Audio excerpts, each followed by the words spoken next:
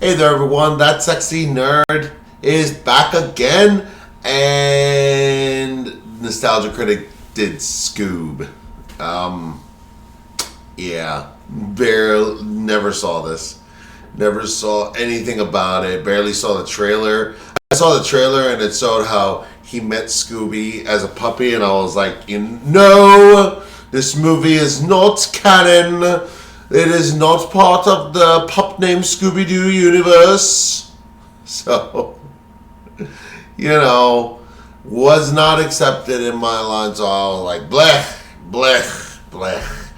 But, yeah, I did not think he would ever cover this movie. But then again, he seems to do everything Scooby-Doo, but except what we want, Where is Scooby-Doo and the alien invasion? Oh, and where is Scooby-Doo and the cyber frickin' chase? None of those, right? Come on, dude. You're missing a whole gold mine of opportunity here using all these Scooby-Doo movies. And also, doesn't he do these Scooby-Doo movies during Halloween? I don't know. It seems a little early, doesn't it? But, I guess this is not a Scooby-Doo, a Scooby or a scary Scooby-Doo movie or whatever. I don't know. I don't know nothing about it because I see superheroes in there as well, and I think I've seen those superheroes before. I don't know. I don't know the story. I don't know nothing about it. Again, all I know is that Scooby was a puppy and Shaggy found him. And they rebooted everything. So, no. So, let's go see this train wreck. And remember, please, smash that like button if you want to see more sexy and nerdy content. And subscribe if you think I deserve it. Remember, sign up for my Patreon for all my latest reactions to my latest videos. And let's see this thing, y'all. Hello, I'm the Nostalgia Critic guy. Remember it so you don't have to. I guess I just can't escape this mangy dog, can I? No, you cannot. I would describe myself as a Scooby-Doo fan in passing. I'm not an expert on it, but I grew up with the show, and I guess to some extent I'm always going to be a touch curious what they're doing with the formula and characters. I think that's who the makers of the 2020 movie Scoob were aiming for. The film got mixed responses from a lot of fans and critics, and it's not hard to see why. There's not much of a mystery. A lot of the voice actors were changed. It seemed more focused on building another cinematic universe, and it was seen as too cynical. Well, yeah, but it was also at the start of the pandemic, and this kind of light shit was exactly what I was looking for. Really? It's Scooby-Doo. He solves mysteries with the Harlem Globetrotters. All you have to do is be competent, creative, and not Velma, and I'll consider it not Velma. But at the same time, Scooby-Doo has been around for several decades, and when it doesn't work, there is something bizarrely insulting about it. It's such a simple concept, and when it misses those bare minimum bullet points and replaces them with what feels like plugs to sell something, I can see how someone would be put off by it. So, I'm gonna give this movie another shot and see if people are just reading too much into it, or if I missed the mark. Let's see how far Warner has come from a cinematic universe being set up from something James Gunn did. This is Yeah. Scoob. The film opens Very fun. where young Scoob, still voiced by Frank Welker, is stealing his lunch while a young Shaggy, played by Ian Armitage, What? making friends, so he literally makes friends. Nice to meet you, Shelly and Sandy. How was your day? This is such you want- bullshit. How polite. Okay, he's fitting way too well into this lineup. I like eating lunch by myself and playing ping pong by myself. I lose a lot of balls. I know What? the feeling. Scoob and Shaggy seem to bond over their love of strange food. He likes to hang around them, to the point where Shaggy vouches for him and says he's his owner. What's his name? Snacks. What? I mean, Scooby. I might be the Scooby. only human being in the world that thinks Snacks might have been a better name. So What? far, the movie is Ow. cute. I like the connection between these two, and even showing he was named after the treats rather than the treats named after him is kind of clever. Okay. This is Blue Falcon. You can kind of see where the problems are going to start, though, when Shaggy says he looks up to a superhero named Blue Falcon and Dynamite. But those are real. To establish a Hanna-Barbera universe when Laughter Yeah. Olympics is right there. Yeah, what the hell? Promise I'll never take it off. I love Halloween. Halloween candy is stolen by some very odd bullies. This stuff will rot your teeth. Don't you know Halloween is just a marketing ploy by big corn syrup? Your blood sugar will thank us. How horrifically unconscious! Yeah. Treats are thrown I into a haunted guess house. they're good bullies. Courts named Fred, Daphne, and Velma offer to help them out. Come on, let's go get your candy back. Fred. They naturally encounter a ghost, only to discover it was a guy in disguise. How? Maybe we should do this again. I like it. I'm in. We're in. I mean, our parents clearly care nothing for our safety, so why not?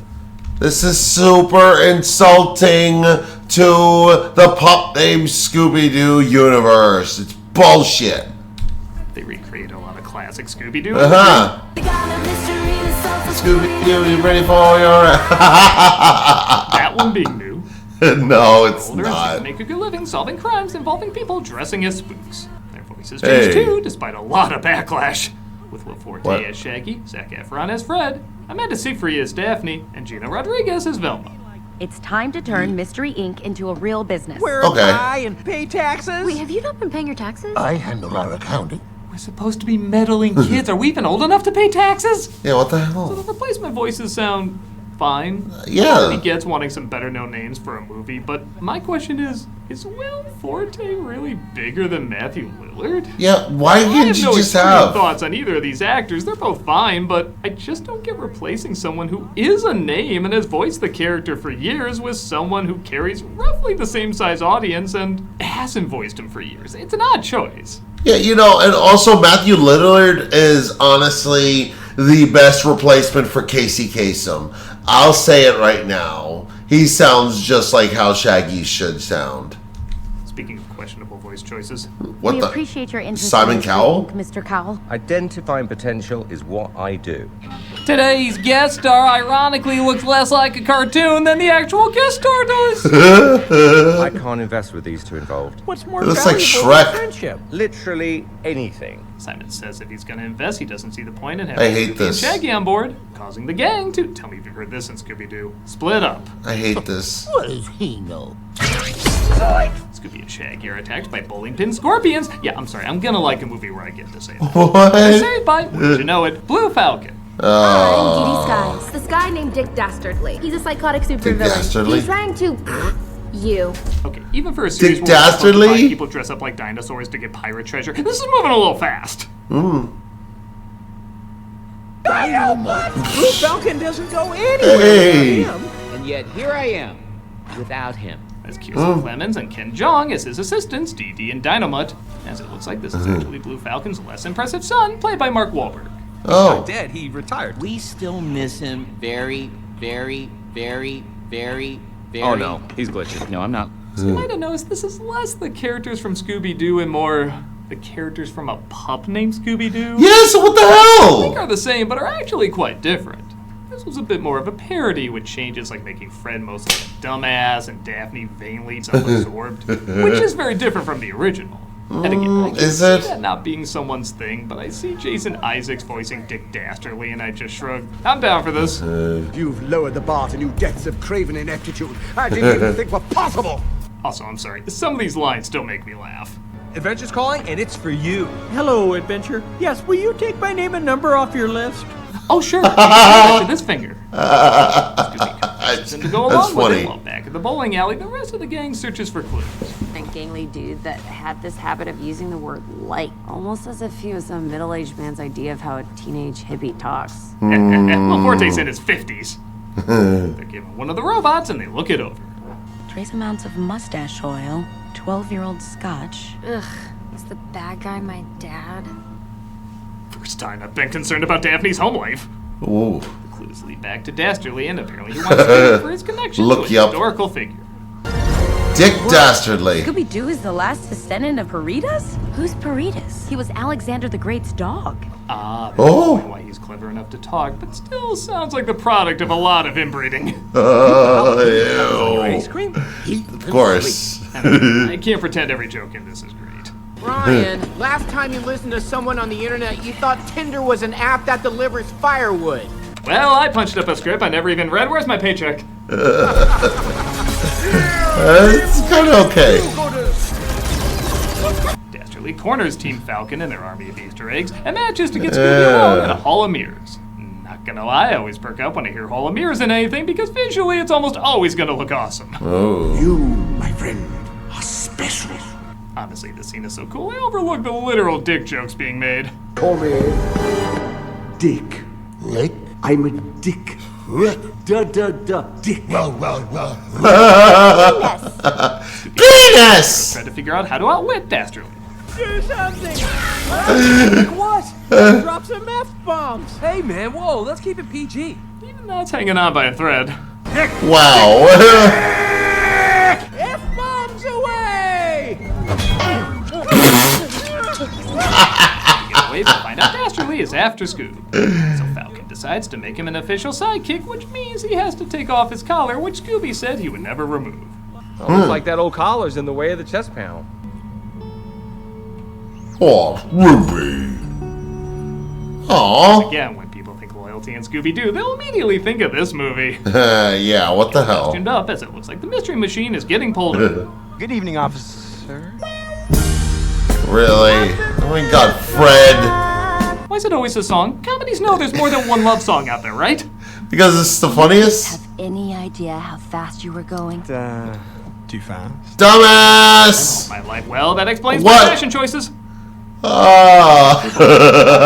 Pissed off helps him escape. They figure out that the treasure of Where's the Alexander the Great ascot? is hidden in the underworld, and only Alexander, his dog, or one of their descendants can unlock it. Alexander or Peritas can unlock it. Or one of their descendants. And I know this is a kid's film where literally this just happened, but What the hell? like it'd be easier to find descendants of Alexander the Great rather than descendants of his dog. Scooby-Doo, you have lost all credibility. Yeah, I think so. Oh no! Muttley. Not the He died of a dog! stroke. Turns out all his laughing was a sign of PPA. What is that? Of a stroke. Turns out all his laughing was a sign of PPA. Emotional into this fine of affective disorder connected to neurological condition, and it's characterized by brief, intense, uncontrollable episodes of crying or laughing. The effect is triggered by emotionally trivial or neutral stimuli that are not necessarily related to the emotional state. Oh boy, sounds like a lot. Dastardly finds them and reveals Muttley disappeared the first time they tried opening the portal because it was only a one-way trip. So he not only wants the treasure, he also wants to get him back. No! Hemsworth stays with me. What are you doing with him? Oh, I had grand plans for Freddy boy. You know, this isn't how I wanted my first to be. Velma and I had a silent agreement. We wouldn't be outed on a mission. Team Falcon travels to Dastardly's next location.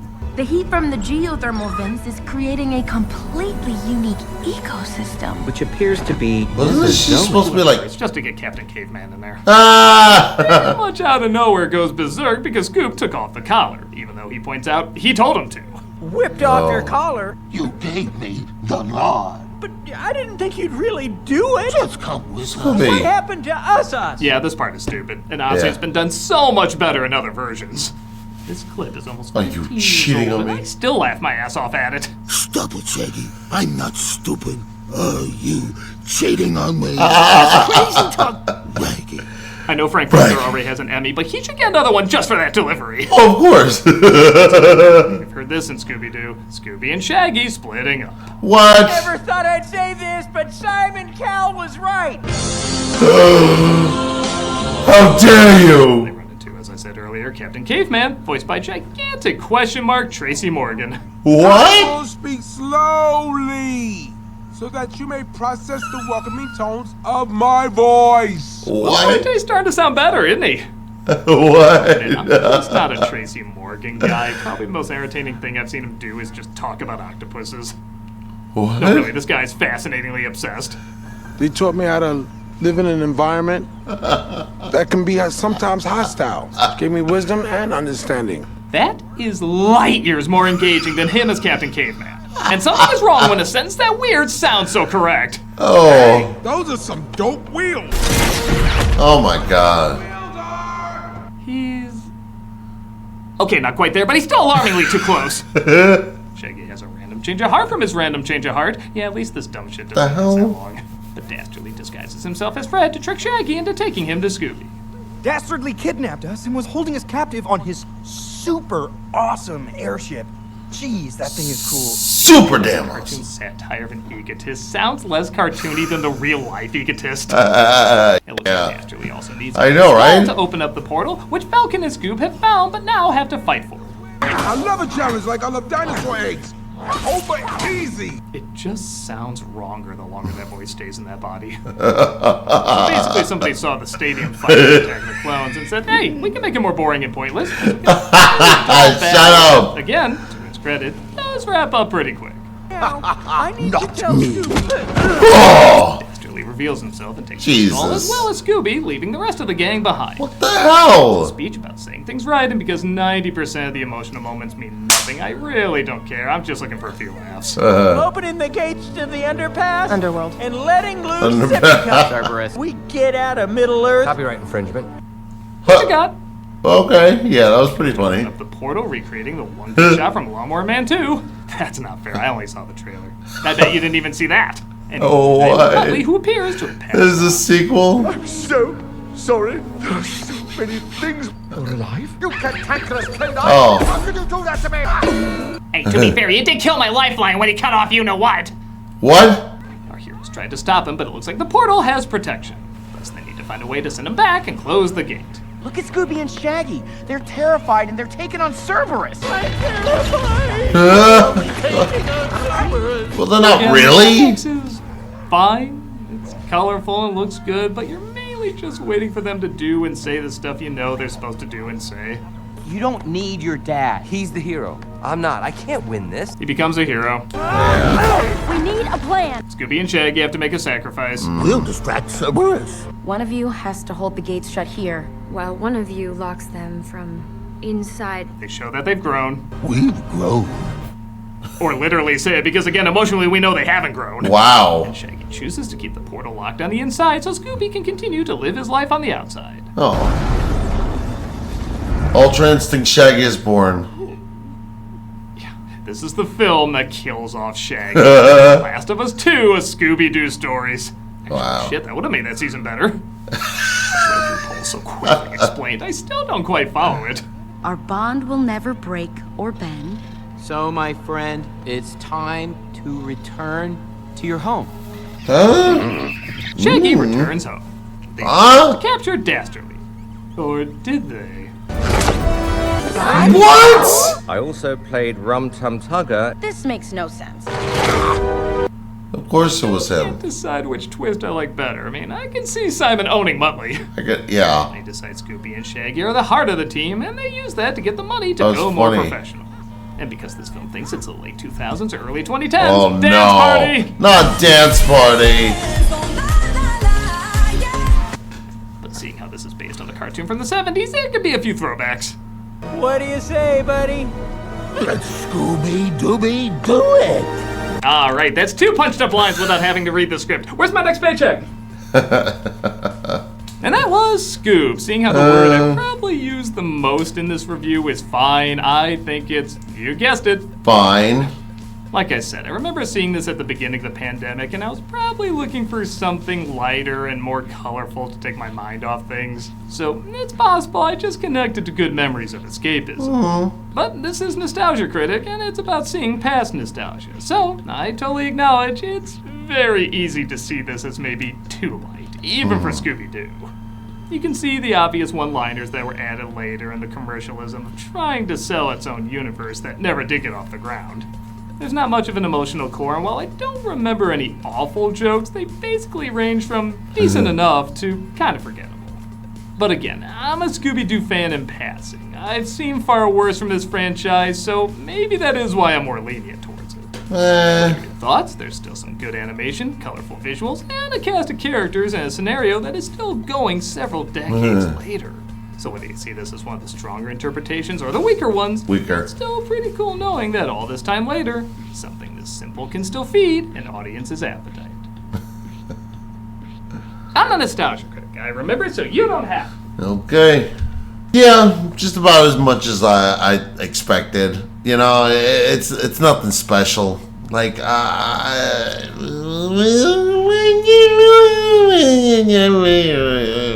have to see that. Like, the last time I was excited to see a Scooby-Doo movie was that Scooby-Doo meets Courage the Cowardly Dog movie. That was actually a pretty good one too. But yeah, I did like seeing Dick Dastardly again. I always did love that little cartoon when they would always race and everything, and the dog would go. Yeah, I can't do it, but you know, it was nice seeing them again. At least I remember seeing the Falcon and the dog idiots, but you know, I mean, yeah, I remember Dick Dastardly a lot more because I don't know, I always found him endearing. Did y'all ever watch that when you were a kid? Like, you know, the little racing show. What was it? Crazy Carts or Crazy Cabs? I don't remember which one it is. Sound off in the comments below. But yeah, did this bring up your nostalgia? Did you guys like this movie? Let me know in the comments below. Let me know what you guys thought of it. Or did you think that it was a little too corny? Let me know. Please smash that like button if you want to see more sexy and nerdy content. And subscribe if you think I deserve it. I remember signing up for my Patreon for all my latest reactions from my latest videos. And I'll see you on the next episode.